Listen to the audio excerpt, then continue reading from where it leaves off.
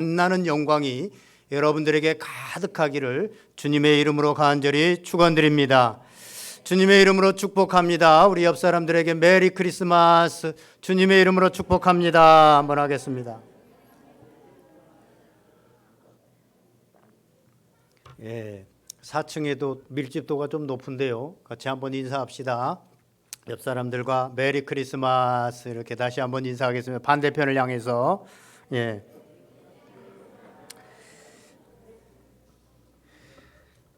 예.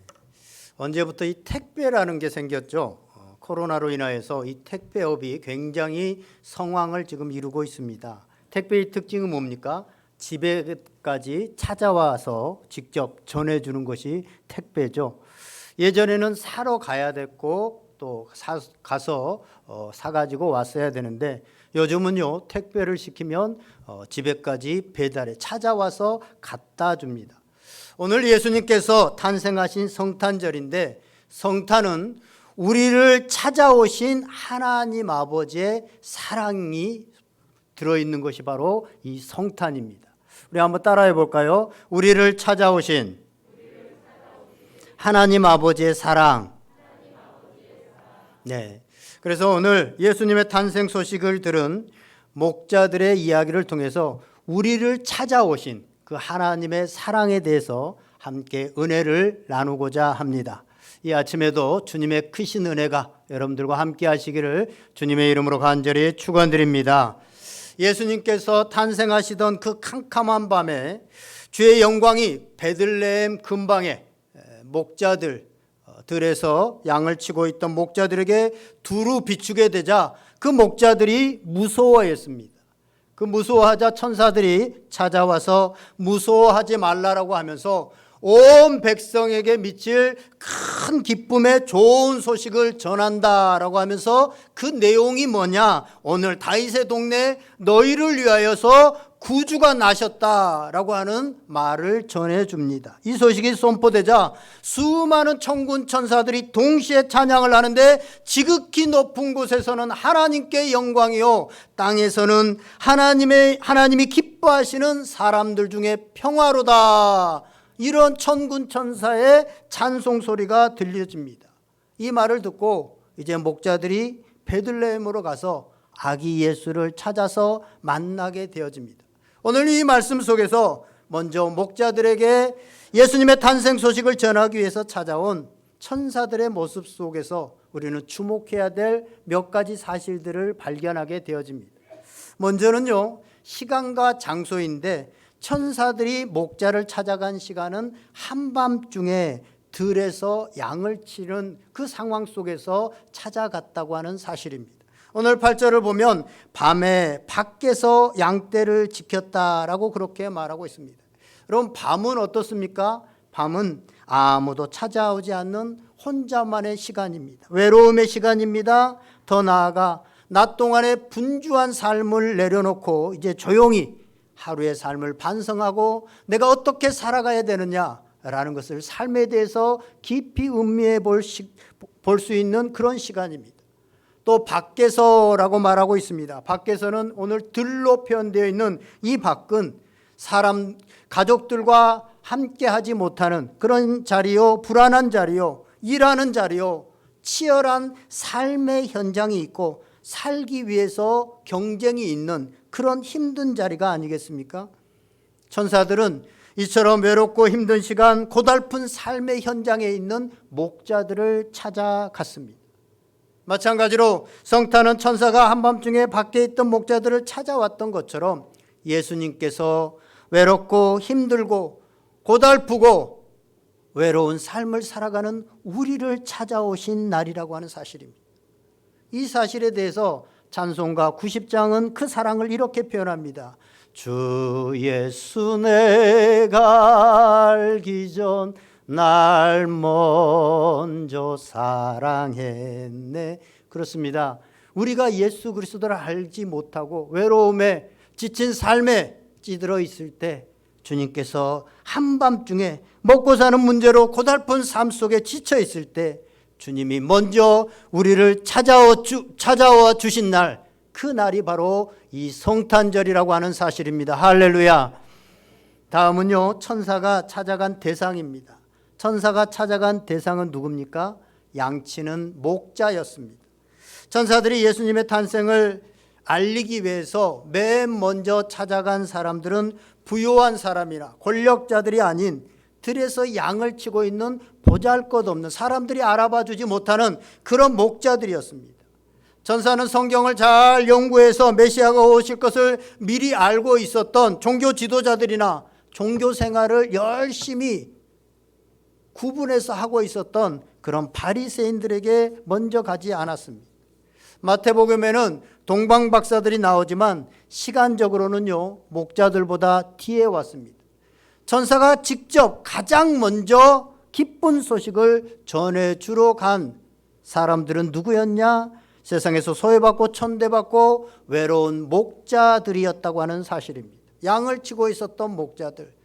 8절에는 양떼를 지키더니 그들이 양떼를 지켰다라고 그렇게 말하고 있습니다. 지금 목자들은 맹수로부터 스스로 자기 양을 책임져야 되는 막중한 자리에 있습니다. 누군가가 자신들을 대신해서 그 자리에 그 역할을 해줄 수 없습니다. 그들은 맹수들의 공격을 온몸으로 때로는 맨몸으로 맞서야 되는 이러한 치열한 삶의 현장, 어찌 보면 그들은 죽음의 현장 가운데 있었습니다. 마찬가지로 성탄의 예수님은 특별한 계층이나 자격이 있는 사람이 아닌 오늘 아무도 알아주지 않아도 가정을 지키기 위해서 노동의 현장을 떠나지 못하고 치열한 삶의 현장 한가운데서 지치고 공고한 저와 여러분 같은 사람들을 찾아오시는 것입니다. 사랑하시는 여러분, 오늘 고달프고 힘든 우리의 인생 한가운데 찾아오신 주님을 만나는 성탄이 되시기를 주님의 이름으로 간절히 축원드립니다. 다음은 천사들이 전한 소식입니다. 천사들이 어떤 소식을 전했습니까? 그 소식은 구주가 나셨다라고 하는 축복의 복된 소리였습니다. 우리 10절 11절 말씀 다 같이 다시 한번 읽어보겠습니다. 10절 11절 시작. 천사가 이르되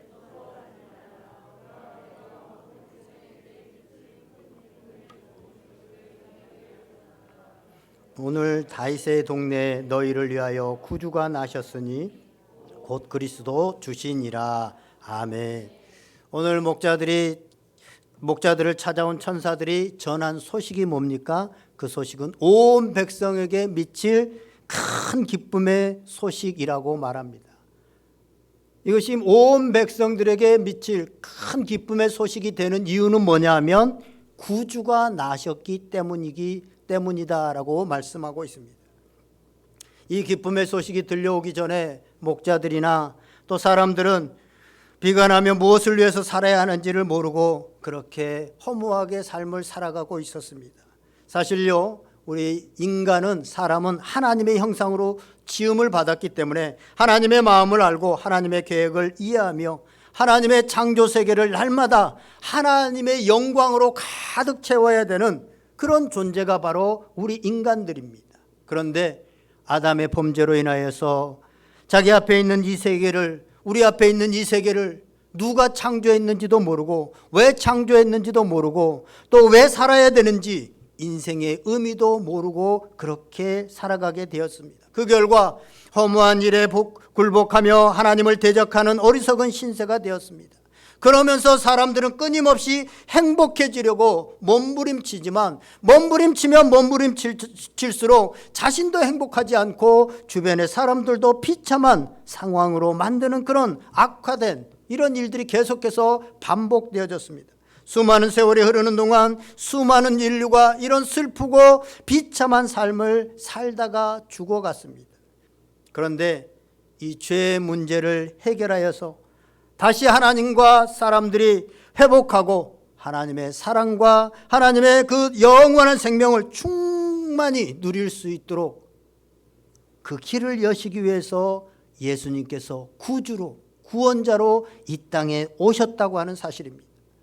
예수님의 이름이 탄생 전부터 예수다라고 마리아에게 요셉에게 알려주셨는데 예수라고 하는 뜻이 뭡니까? 자기 백성을 그들의 죄에서 구원할 자, 자기 백성을 그들의 죄에서 구원할 자가 예수라고 하는 이름의 의미입니다.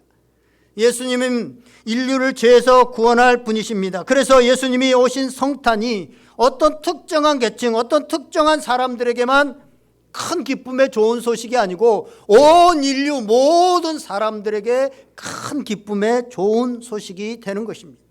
구주로 오시는 성탄의 예수님은 온 백성에게 미칠 기쁨의 좋은 소식, 다시 말하면 복음이 되어지는 것입니다.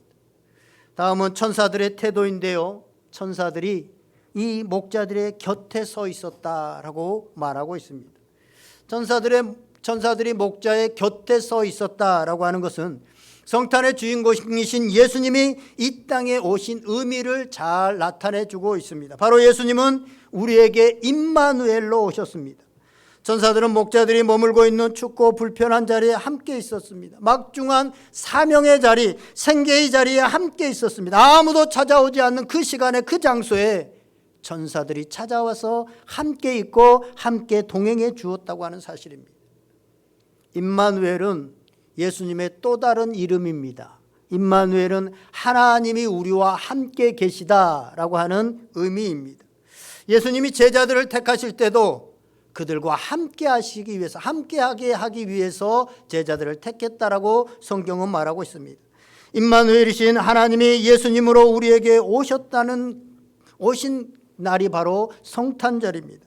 목자들은 이 땅에 오신 성탄의 주님이 하나님이 우리와 함께 하신다라고 하는 임마누엘 되신다라고 하는 것은, 임마누엘 되신다고 하는 것을 오늘 천사들이 곁에 서 있는 이것을 통해서 체험적으로 알게 되어졌습니다.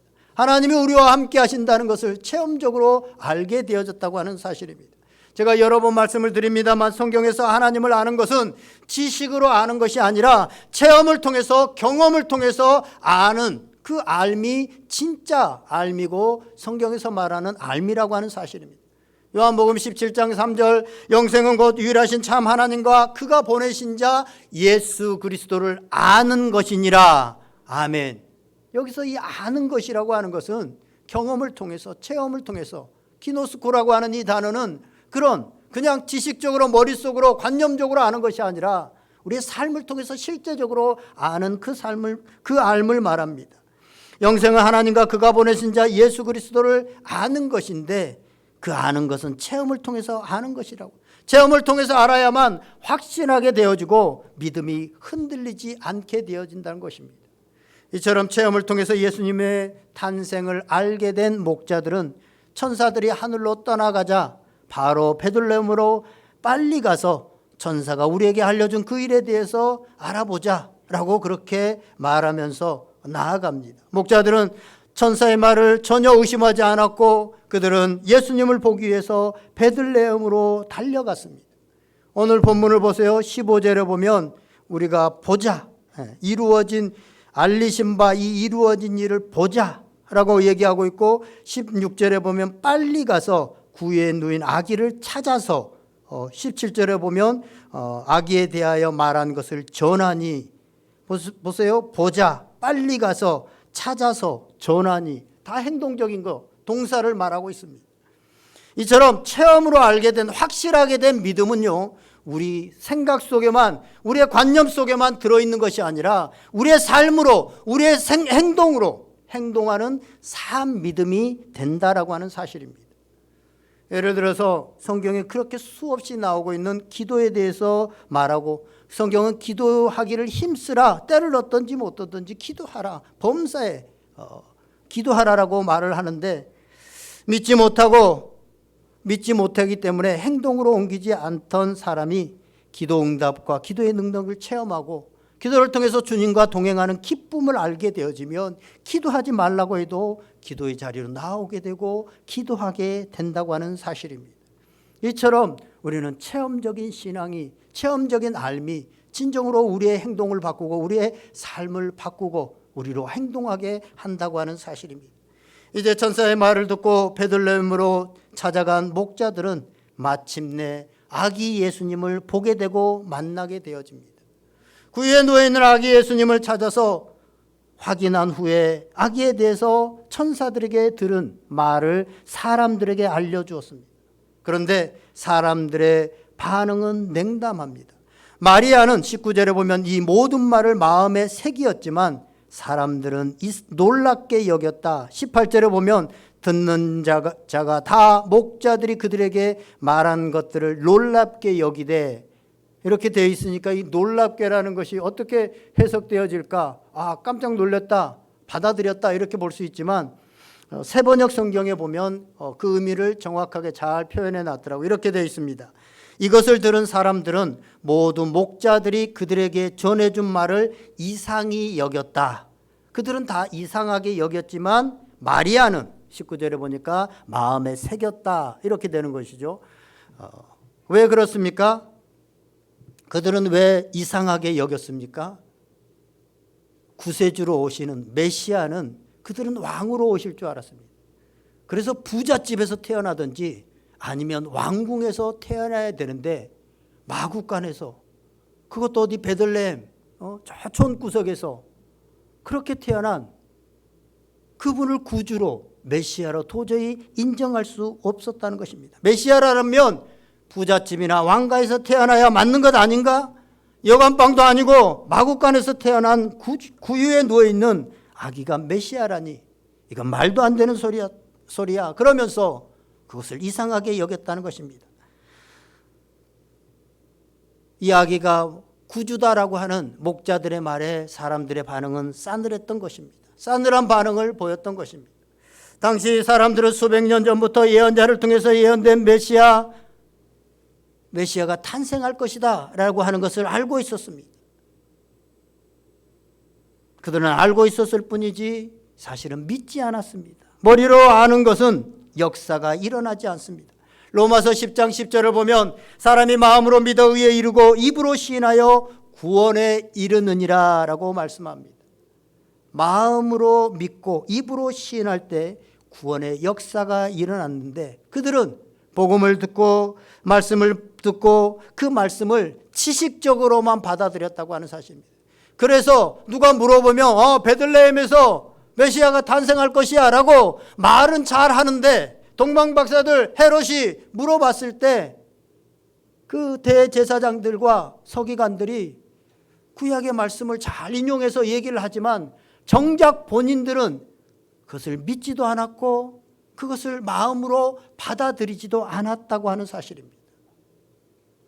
그들은 예수님이 들어갈 마음의 방을 피워주지 않았습니다. 그래서 당시에 무시당했던 목자들에게 메시아 탄생의 기쁜 소식이 처음 전해지게 되어졌고, 그 목자들이 예수님의 탄생을 처음 목격하게 된 것입니다. 목자들은 그들이 듣고 본 것을 그대로 믿었기 때문에, 순수했기 때문에 하나님의 영광을 보게 되어지고 하나님께 영광을 돌리고 찬송을 돌리며 돌아가게 되어집니다. 그때나 지금이나 성탄은 누구나 다 기뻐하지 않습니다.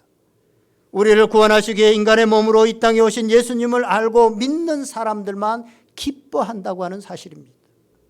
여러분, 이 성탄절에 성전에 나와 예수님의 오심을 기뻐하지 않고 사실은 예수님께 예배하지 않고 경배하지 못하는 사람들은 오늘 이 베들레헴, 이 유대에 살고 있는 사람들처럼 사실은 불쌍한 사람들입니다. 오늘 여기에 목자들처럼, 동방박사들처럼 예수님의 오심을 알고 그 예수 그리스도의 오심을 기뻐하면서 나와서 하나님께 예배하고 경배하고 하나님께 예물을 드릴 수 있는 여러분들이 축복된 자이심을 믿으시길 바랍니다. 요한복음 1장 11절에서 12절을 보면 이렇게 말씀합니다. 자기 땅에 오매 자기 백성이 영접하지 아니하였으나 영접하는 자 곧 그 이름을 믿는 자들에게는 하나님의 자녀가 되는 권세를 주셨으니. 아멘. 자기 땅에 왔음에도 불구하고, 이미 예언하고 자기 땅에 왔음에도 불구하고 사람들이 영접하지 않았다고 하는 사실입니다. 이 예수 그리스도의 복음은요, 비밀, 시크릿이 아니라 사실은 신비입니다. 미스터리입니다. 왜냐하면 비밀은 털어놓는 순간, 제가 어떤 비밀이 있는데 여기서 털어놓으면 그 비밀은 모든 사람들이 다 알게 됩니다. 하지만 신비는요, 털어놓았음에도 불구하고 아는 사람들만 알게 되어집니다. 주님으로 인해서 우리의 죄의 문제가 해결되고 삶의 평강을 누릴 수 있다는 것을 아는 사람만 성탄절에 행복합니다. 그리고 주님이 다시 오셔서 영원한 하나님의 나라를 이룬다고 하는 것을 믿는 우리들에게 영생을 주신다고 하는 것을 아는 사람만이 다시 오실 그 주님을 기다리며 성탄을 기쁨으로 보내게 된다고 하는 사실입니다.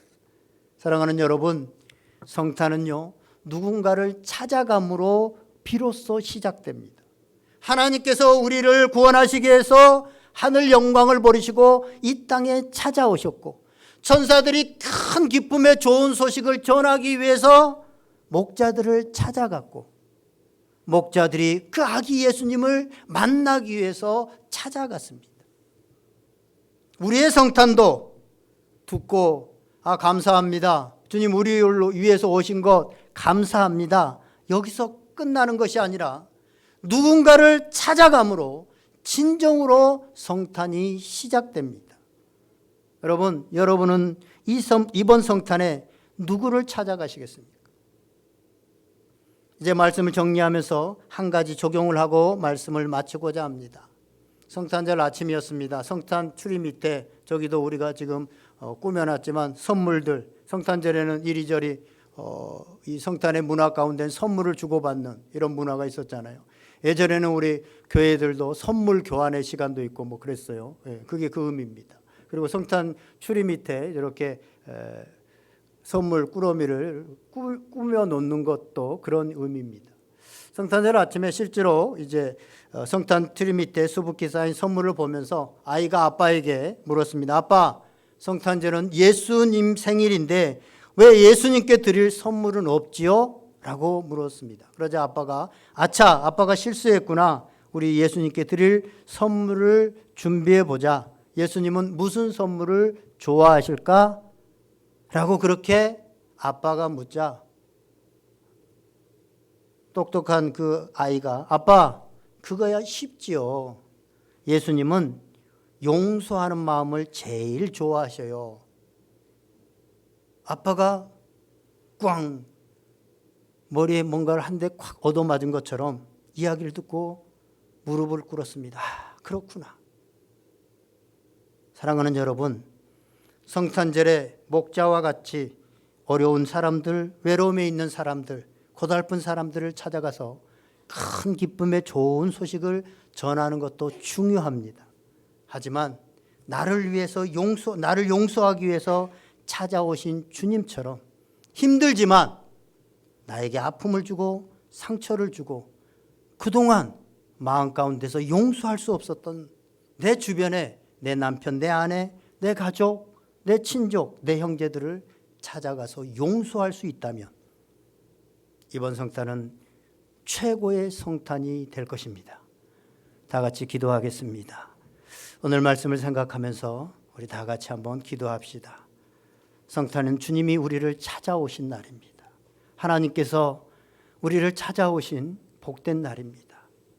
우리도 누군가에게 이 복된 큰 기쁨의 좋은 소식을 전하고 또 내가 내 마음에 아직 용서하지 못하고 응어리로 있는 그 사람을 용서할 때 내가 주님이 주시는 그 참된 평안을 누릴 수 있게 되어집니다. 그전에는 내 삶에도 평안이 없습니다. 주님의 그 평안, 주님께서 오셔서 우리에게 평안을 주시는데 그 평안이 우리 가운데 없을 겁니다. 우리 다 같이 성령님께서 들려주신 음성 붙들고 다 같이 한번 간절히 기도하시겠습니다.